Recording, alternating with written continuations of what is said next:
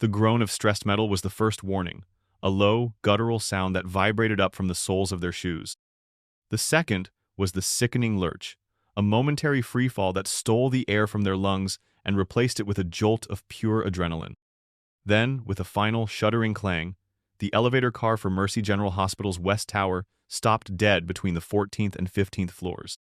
The main lights flickered once, twice, and surrendered to darkness. A moment of absolute black, thick, and suffocating, before a single emergency light activated with a hum, casting the three occupants in a ghastly yellow-white glow. There was the young man in the ill-fitting security uniform, his name tag reading Elio Ramirez. His face was pale, his eyes wide with the panic of a trainee on his first real emergency. There was the heavily pregnant woman, her elegant coat failing to hide the pronounced swell of her belly, her hand flying to her abdomen as if to shield it from the very air. And then there was Dr. Eris Thorne. Or rather, former Dr. Eris Thorne.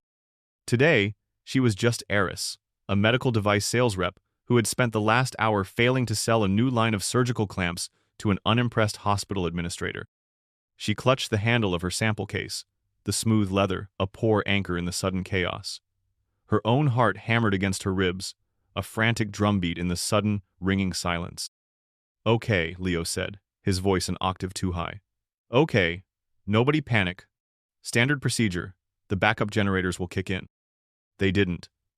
The silence deepened, broken only by the frantic drumming of rain against the building, a muffled roar that spoke of the violent thunderstorm that had just engulfed downtown Chicago. Leo fumbled for his radio, the static that answered his call a hiss of pure hopelessness. He tried the emergency phone next, jabbing the button with a sweaty thumb. "Dead. Totally dead," he whispered, looking from Eris to the pregnant woman. City-wide blackout. The storm must have hit the main grid.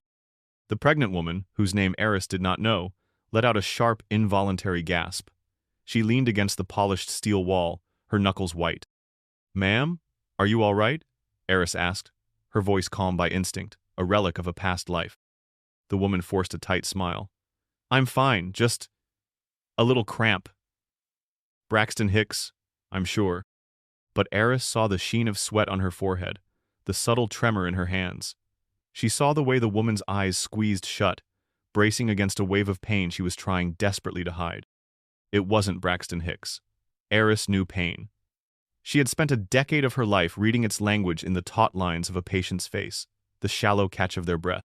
Another 10 minutes passed, an eternity in the cramped steel box. The air grew thick and hot. The woman gasped again, louder this time, a sound she couldn't suppress.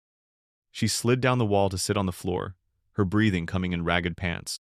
"When is your due date?" Eris asked, moving closer, shedding the skin of the sales rep and letting the physician surface. 3 weeks, the woman panted. "But it's a high-risk pregnancy. I was on my way up to the maternity ward. I felt a sharp pain in the lobby, and there was some bleeding." The words hit Eris like a physical blow. Sharp pain, bleeding. The phrase echoed in her mind, triggering a cascade of diagnostic protocols she had spent years trying to forget. Her blood ran cold. "Let me check something," Eris said gently. She knelt, her hands hovering for a moment over the woman's abdomen. She was acutely aware of the line she was about to cross. This wasn't her patient. This wasn't her hospital. She had no license, no insurance, no right. Her mind flashed with an unwanted memory. A courtroom, sterile and cold as a morgue. The oily voice of an opposing attorney. "Dr. Thorne, would you agree that your actions were, in fact, a reckless deviation from the accepted standard of care?" The woman let out a low moan, her eyes pleading. "Please." That one word was all it took. The ghosts of the courtroom vanished, replaced by the immediate, overwhelming reality of the suffering woman in front of her. Eris placed her hands on the taut belly. It was unnaturally hard, rigid as a board, a textbook sign. Placental abruption. The placenta was detaching from the uterine wall. The baby was being starved of oxygen and nutrients. The mother was likely bleeding internally. They weren't in trouble. They were in a race against death, and the finish line was minutes away, not hours. Waiting for rescue was no longer an option. It was a death sentence for 2 people. Eris looked at Leo, whose youthful face was a mask of terror. "What's the emergency protocol for a situation like this?" Leo swallowed hard, his Adam's apple bobbing. We wait. We wait for qualified personnel. It's for our own safety. And the hospital's liability. Eris felt a bitter laugh rise in her throat. Liability, the word that had destroyed her life. The altar upon which common sense and human decency were so often sacrificed. "There's no time to wait," Eris said, her voice now stripped of all gentleness, replaced by the steel of command she hadn't used in 2 years. "The baby is dying. The mother isn't far behind. The operating room has to be here." She tapped the floor of the elevator. "Right now." Leo stared at her, uncomprehending. "What are you talking about?" Aris met his gaze, her own eyes blazing with a terrifying intensity. "I'm a doctor, or I was, and I am going to perform a cesarean section. Here, you are going to help me." The woman on the floor, whose name Eris would later learn was Isolde, began to weep quietly, not from fear, but from a flicker of impossible hope. "My name!" she gasped. "It's Isolde. Please, I don't care about me. Save my baby." That was it. The final push. The patient's consent, born of desperation. The Hippocratic oath, buried but not dead, clawed its way out from beneath the rubble of Eris's ruined career. "Leo," Eris commanded, her voice leaving no room for argument. "Empty your pockets, empty your bag, give me your belt, and hand me your phone. We need the light." The elevator car, a cage of steel and fear, was about to become an operating theater. The transformation was a symphony of desperate ingenuity. Leo, his hands shaking, became her scrub nurse. He laid out the contents of his pockets and Eris's purse on the sterile interior packaging of the surgical clamp from her sample case. The inventory was pitiful: a wallet, keys, a half-eaten protein bar, a tube of lipstick, a small bottle of hand sanitizer, a compact mirror, a metal pen, and Eris's keychain, which held a small Swiss Army-style multi-tool. "Sanitizer," Eris ordered. She doused her hands, the alcohol sting of familiar baptism. She disinfected the knife blade on the multi-tool, the metal pen, and the tips of Leo's shoelaces, which she'd instructed him to remove. "There's no anesthesia," Eris told Isolde, her voice softening again, becoming a lifeline of calm in the storm of pain. "This is going to be the hardest thing you have ever done. I need you to be brave. I need you to bite down on this." She handed Isolde Leo's thick leather belt. "Leo, I need you to hold her hand and keep the light steady. Do not look away. Do not faint. Do you understand me?" Leo, pale as a ghost, nodded numbly, his fear overridden by the sheer force of Eris's will. Eris took a deep breath. She could feel the phantom weight of surgical gloves on her hands, hear the distant beep of a heart monitor. The muscle memory was profound. Her hands, which had trembled with rage and shame for 2 years, were now miraculously steady. They knew what to do. With the tiny, sanitized knife blade, she made the first incision. It was a nightmare ballet of improvisation. She used the hollowed-out tube of the metal pen for makeshift drainage. She used the clips from Leo's ID badge as tiny, inadequate retractors. Leo, his face slick with sweat, held the dying light of his cell phone inches from the wound, his other hand gripping Isolde's, whispering words of encouragement he didn't feel. Every cut was a gamble. Every movement was a prayer against infection, against hemorrhage, against the crushing weight of what she was doing. She was a ghost performing phantom surgery, guided only by the echoes of her past brilliance. The world narrowed to the small, illuminated circle of flesh, the slick gleam of blood, the steady, rhythmic sound of her own breathing. After an eternity that lasted less than 20 minutes, she reached the uterus. She worked her fingers inside, breaking the amniotic sac, the warm gush of fluid a confirmation. She felt for the baby. A small shoulder, a tiny head. Gently, firmly, she guided him out. She lifted the small, silent form into the stale air of the elevator. He was blue. Limp. Not breathing. "No," Leo choked out, his voice cracking. A collective despair, thick and heavy, filled the small space. It seemed they had lost the race. But Eris refused. Adrenaline surged through her, a white-hot jolt of defiance. She laid the baby down, cleared his mouth and nose with her little finger, and sealed her mouth over his tiny one, giving 2 small, sharp puffs of air. She flicked the soles of his feet. Nothing. Again. 2 more puffs. A firm rub on his back. A tiny sputter. A cough. And then, a cry. Not a robust roar, but a weak, reedy wail that was the most beautiful sound Eris had ever heard. It was the sound of a miracle. And at that exact moment, as if summoned by the cry itself, there was a loud wrenching sound. A sliver of bright fluorescent light cut through the gloom. The elevator doors were being pried open. Firefighters and paramedics stared down into the car, their faces a mixture of confusion and horror. They saw a scene from a war zone. A blood-soaked floor, a woman passed out holding a makeshift gag in her teeth, a terrified security guard, and another woman, her face and arms smeared with blood, cradling a crying newborn. Relief washed over Eris, so potent it almost buckled her knees. It was over. They were safe. The relief lasted for 12 seconds. A figure pushed through the crowd of first responders, his expensive suit immaculate, his face a mask of controlled fury. Dr. Julian Croft, chief of surgery, her former rival, the architect of her professional demise. He took in the scene, and his eyes, when they landed on Eris, did not hold recognition of a miracle. They held a cold, vindictive triumph. "My God," Croft said, his voice carrying over the commotion. He ignored Eris completely, directing his orders to the paramedics. "Get the mother and child to OR 3 stat. Full sepsis and contamination protocol. Move." Then, he turned his full, venomous attention to Eris. "Thorn." He spat the name like a curse.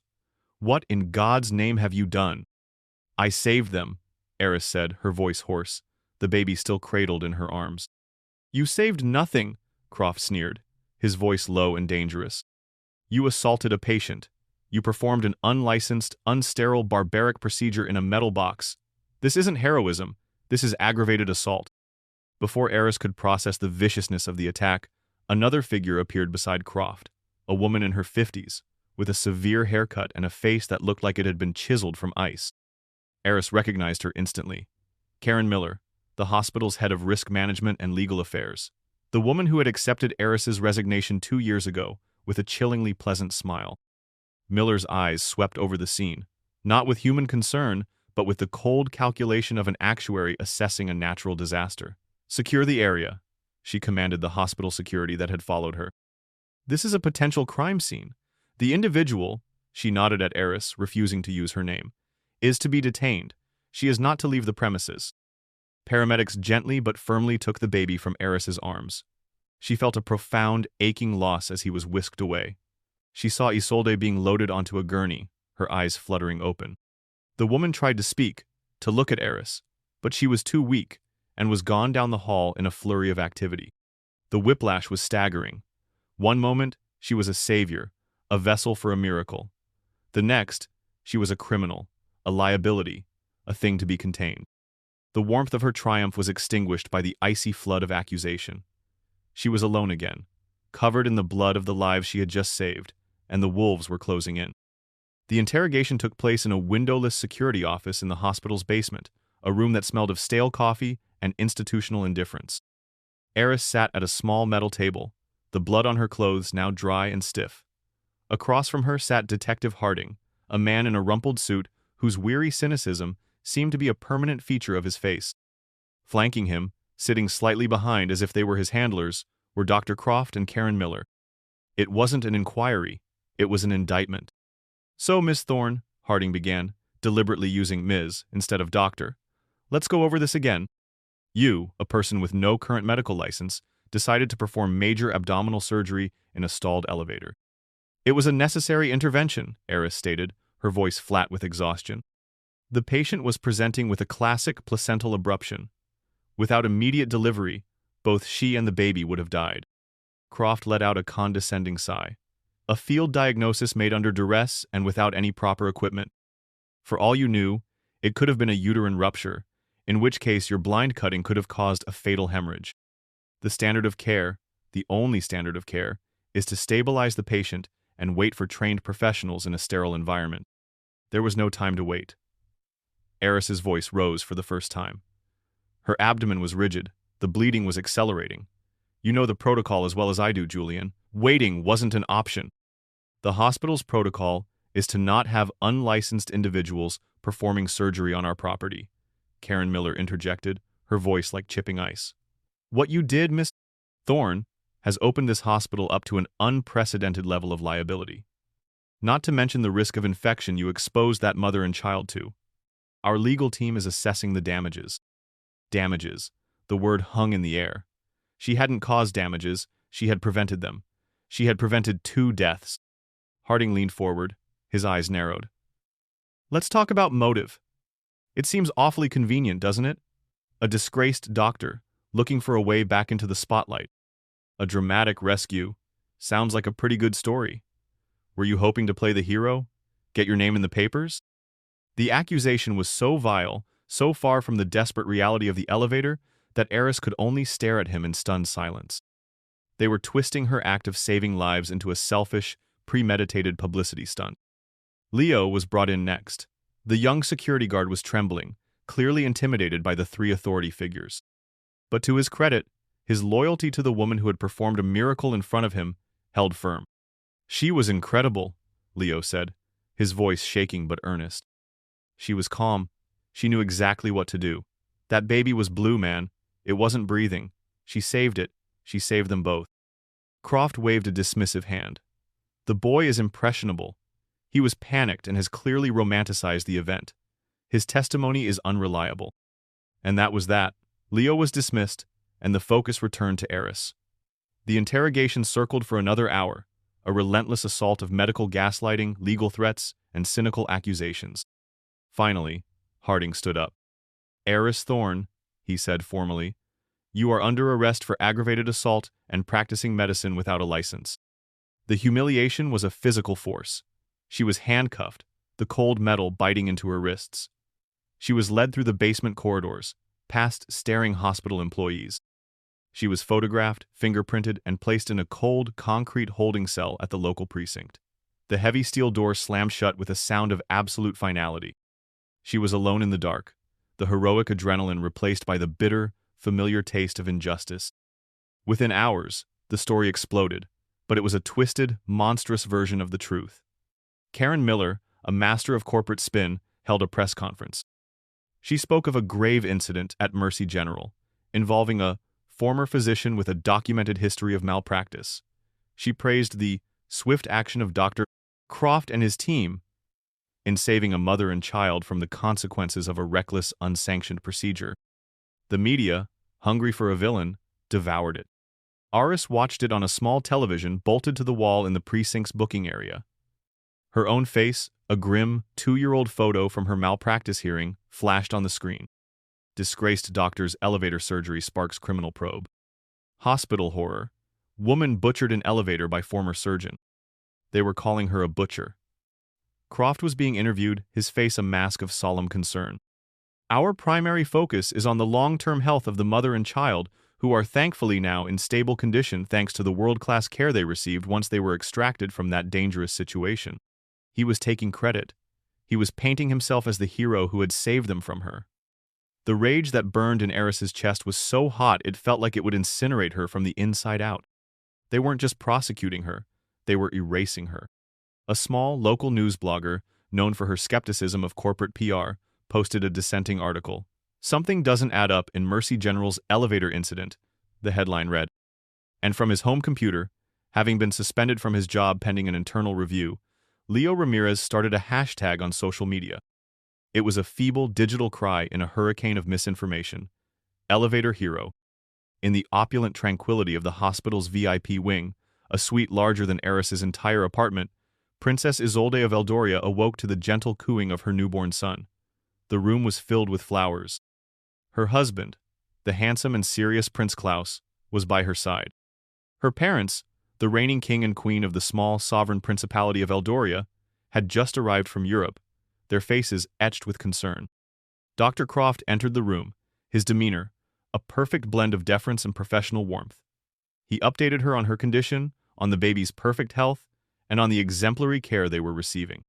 Finally, Isolde, her voice still weak, asked the question that had been on her mind since she first woke up. "The woman," she said. "The doctor in the elevator. I want to see her. I need to thank her." Croft and the hospital CEO, who was hovering nervously by the door, exchanged a fleeting, uncomfortable glance. "Your Highness," Croft began, his tone patronizingly gentle, "the individual in question is unavailable. She is the subject of a serious police investigation. Her actions, while perhaps well-intentioned, were medically unsound and created an enormous risk for you and the baby." He smiled reassuringly. "You were very, very lucky my team and I got to you in time." The fog of medication and exhaustion in Isolde's mind cleared instantly, replaced by the sharp, cold clarity of royal indignation. She had been raised from birth to detect falsehoods, to read the subtle tells of sycophants and charlatans, and Dr. Croft was, without a doubt, a liar. "Lucky?" she repeated, her voice low and dangerous. The temperature in the room seemed to drop 10 degrees. "Dr. Croft, I was conscious for most of that procedure. I remember the fear. I remember the pain. And I remember the woman who held my hand, who spoke to me, who saved my life with nothing but her bare hands and a pocket knife while your hospital's power was out and your elevators were broken." She sat up straighter, her regal bearing returning with every word. "That woman is the only reason my son is alive. She is the only reason I am alive. And you stand there and tell me she is being investigated? That I was lucky to be saved from her? You are treating a hero like a criminal to cover for your own hospital's incompetence." She locked her eyes on his. Her voice was quiet, but it carried the weight of centuries of command. "Get out." Croft's face went white. The CEO stammered an apology. "Both of you," Isolde commanded, her gaze flicking to the CEO. "Out! Now!" They scurried from the room like chastened servants. Isolde turned to her father, the king. His face was grim. "Father," she said, "we have a debt to pay, and we are going to fix this." The Eldorian royal family did not operate on the same level as hospital administrators and city detectives. Their response was not a press release, it was a deployment. Within hours, a team of the nation's most formidable lawyers, the kind who billed by the minute what Eris used to make in a month, descended upon Chicago. They paid Eris's bail, arranging for her release with quiet, ruthless efficiency. Then came the public counteroffensive. The Royal House of Eldoria's official press attaché, a woman who could dismantle a politician with a single, well-phrased statement, released a communiqué to the international press. It wasn't a defense of Eris. It was a celebration of her. It detailed, in factual, unwavering terms, the events in the elevator. It named the condition placental abruption and confirmed that medical experts retained by the family had unanimously agreed that Dr. Thorne's intervention was not only necessary but was performed with a level of skill and ingenuity that is nothing short of miraculous. It praised her extraordinary courage and profound commitment to her oath. And then came the bombshell. It officially announced the name of the newborn, Prince Theren Klaus of Eldoria. They had given their son her name as his middle name. She was not just a hero, she was now part of their history. The statement concluded by announcing a formal diplomatic inquiry into the unconscionable treatment of Dr. Thorne by Mercy General Hospital and local law enforcement. The story flipped. The international media pounced on the new narrative. A secret princess, a maverick doctor, a cover-up. Dr. 720 Maxabequiter. Croft and Karen Miller, who had looked so smug and authoritative just a day before, were now portrayed as cruel, conniving bureaucrats who had bullied a hero to hide their own failures. The hashtag #ElevatorHero, once a whisper, was now a global roar. The skeptical blogger who had questioned the hospital's story received an anonymous email containing court documents from Eris's old malpractice suit documents, with highlighted sections suggesting evidence had been deliberately withheld by an expert witness, Dr. Julian Croft. The story now had a villain with a history. Eris sat in the dark of her small third-floor apartment. She'd been out on bail for 3 hours, and the world outside her window was a cacophony of news vans and shouting reporters. She felt numb, adrift in a storm she couldn't control. The brief elation of freedom had been replaced by the deep, bone-weary exhaustion of a soldier after a long war. There was a firm, polite knock on her door, not the aggressive banging of the press. She expected her lawyer, or perhaps another detective. She dragged herself up and opened it. Standing in the dimly lit hallway was a man in a perfectly tailored dark suit. He was older, with silver hair and a deeply impassive face. He said nothing. He simply extended a gloved hand, holding a thick, cream-colored envelope. A heavy wax seal on the back held it closed, embossed with a crest she did not recognize. Her fingers trembled as she took it. The paper was heavy, expensive. She broke the seal and unfolded the card inside. The script was an elegant, flowing hand, a stark contrast to the sterile printed forms of her arrest record. "Dr. Thorne," it began, "there are no words in any language to properly express my gratitude. You gave me back my life. You gave me my son. I will be in your debt for all of my days. I hope one day you will be able to tell Theren the story of the first moments of his life, and the woman who fought for him like a lioness. Yours forever in gratitude, Isolde." Below the handwritten note was a formal, embossed invitation. By royal command, Her Majesty Queen Astrid and His Royal Highness Prince Klaus request the honor of Dr. Point Aris Thorne's presence at a private reception to celebrate the birth of His Highness, Prince Theren Aris Klaus of Eldoria. 48 hours ago, she had been a failed sales rep haunted by her past. 24 hours ago, she had been a criminal in a holding cell. Now, holding this impossible invitation in her hands, she was a guest of honor, a royal lioness. The tears she had held back through the surgery, the accusation, the interrogation, the humiliation finally came. They were not tears of sorrow or rage, but of a profound, soul-shaking release. It wasn't just an invitation, it was vindication. The palace was the entire top floor of the Peninsula Hotel, a world of polished marble, hushed tones, and discreet security. Aris, wearing a simple but elegant dark blue dress provided by the royal staff, felt as though she were walking through a dream. She was led not into a large hall, but into an intimate, sun-drenched suite overlooking the city. Princess Isolde stood to greet her, looking radiant and healthy, the tiny prince cradled in her arms. There were no cameras, no reporters, just the family. "Dr. Thorne," Isolde said, her voice thick with emotion. The two women embraced, a spontaneous gesture that broke through all royal protocol. "I never got to thank you properly." Aris corrected her, a small smile touching her lips for the first time in what felt like a lifetime. "Please, call me Aris." Isolde smiled back. "Aris." She looked down at the sleeping baby in her arms. "Would you like to hold him?" As Isolde placed the warm, tiny bundle into her arms, Aris looked down at the face of the child she had delivered into the world in a dark, bloody elevator. His name was her name. The connection was primal, a bond forged in desperation and triumph. In that moment, holding Prince Theren, the weight of the last 2 years, the bitterness and the shame, finally lifted. The king and queen thanked her with a sincerity that was both humbling and deeply healing. They informed her that their legal team had already filed a countersuit against Mercy General for negligence, defamation, and malicious prosecution. The evidence of Croft's sabotage in her original case had been submitted to the State Medical Board, which had launched an emergency review to reinstate her license. "Your ordeal has highlighted a great need," the king said, his voice resonant with authority. "There are skilled people like you, held back by systems and bureaucracy. We would like to change that." They offered her a proposition: full funding for any recertification she required, and seed capital to establish a foundation in her name. A foundation to do whatever she thought was best. 1 year later, a television news report played in a bright, modern office.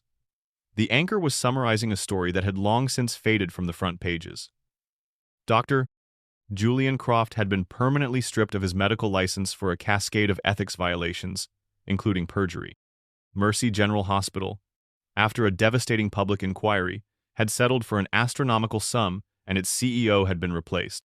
Karen Miller was last seen entering the world of private crisis management consulting. Leo Ramirez, the security guard trainee, was now the much-respected head of security for the Eldorian Embassy in Washington, D.C. The camera panned away from the television, finding Dr. Aris Thorne. Her license was long restored. She wasn't in a stuffy office or a prestigious hospital. She was standing in the open doorway of a massive, state-of-the-art mobile surgical clinic, parked in a valley deep in the heart of rural Appalachia. The side of the truck bore a simple, elegant logo, a stylized lioness protecting a crown. Below it, the words, "The Theren Project." A young woman came up to her, a clipboard in hand. "Dr. Thorne? We have 3 more patients waiting for consultations before we pack up." Aris smiled, a genuine, easy smile that reached her eyes. She looked out at the line of people who had no insurance, no access to care, no one to fight for them. Her hands, once a source of shame, then tools of a desperate miracle, were now instruments of steady, reliable healing. The rage had been fuel, the injustice had forged her. She was no longer a ghost, no longer a defendant, no longer just a survivor. She was a builder, and she had work to do.